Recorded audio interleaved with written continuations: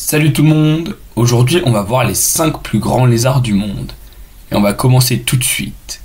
Numéro 5, le varan du Nil. Le varan du Nil est un lézard habitant en Afrique centrale, près des cours d'eau, et qui peut faire entre 1,50 m et 2 mètres de long.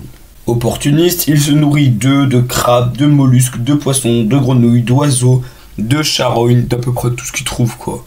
Il utilise ses dents, ses griffes et sa puissante queue pour, à son tour, ne pas finir dans le ventre de quelqu'un. Les femelles peuvent pondre entre 20 et 60 œufs qu'elles cachent dans des termitières, là où ils seront à l'abri. Le varan du Nil peut vivre 15 ans et il peut retenir sa respiration pendant 30 minutes, par exemple lorsqu'il nage dans des rivières. Numéro 4, le varan crocodile.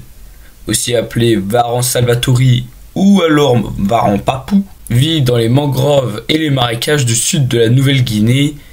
Et avec ses 2,50 m de long, il se reconnaît par la longueur exceptionnelle de sa queue, qui est très grande proportionnellement à la taille de son corps. À la manière du varan du Nil, il chasse en opportuniste des œufs, des mammifères, des reptiles, des amphibiens et parfois des charognes.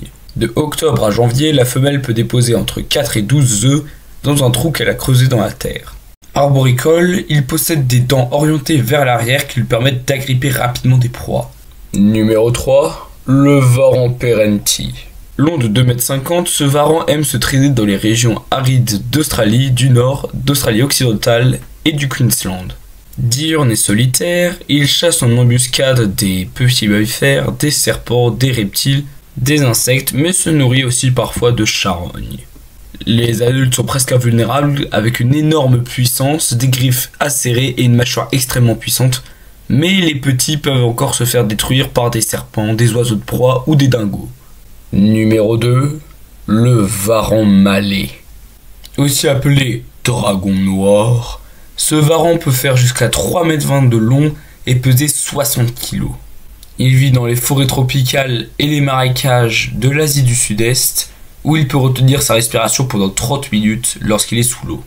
Il se nourrit de poissons, d'oiseaux, de mammifères, d'insectes, de charognes, et il est aussi connu pour s'introduire dans des poulaillers pour manger toutes les poules et les œufs. Actifs de jour, les mâles défendent leur territoire contre les autres mâles pour accueillir des femelles qui peuvent pondre entre 10 et 20 œufs dans un terrier qu'ils ont creusé. Les œufs écloront au bout de 6 mois et les petits seront déjà prêts à survivre tout seuls dans la nature.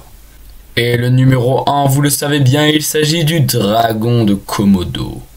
Long de 3 mètres pour un poids de 150 kg, le dragon de Komodo est endémique des îles Komodo, Rinca, Flores, Gili Desmati et Gili Motang en Indonésie. Pour chasser, il reste en embuscade et peut attaquer des buffles d'eau, des antilopes, des cerfs et autres animaux de ce genre en leur assénant une morsure qui leur injectera des bactéries toxiques et aux alentours de 24 heures plus tard, la proie succombera. Le dragon de Komodo n'aura donc plus qu'à la récupérer en la pistant grâce à l'odorat. Enfin ça c'est s'il n'y a pas d'autres prétendants qui ont les crocs. Parce que oui, Komodo et les autres îles sont de petites îles où les proies sont rares. Et donc la concurrence pour la nourriture est très rude. Le dragon de Komodo peut manger jusqu'à 80% de son poids en un repas. Et il fait pas de gaspillage. Il mange les cornes, les sabots, les poils et au pire ce qui n'est pas digéré sera recraché sous forme de petites boulettes. Pouvant vivre jusqu'à 60 ans, la reproduction se fait de mai à août où 20 œufs sont déposés dans un nid abandonné et mettront environ 8 mois à éclore. Et voilà, c'est la fin de cette vidéo, j'espère qu'elle vous aura plu, et moi je vous dis à la prochaine.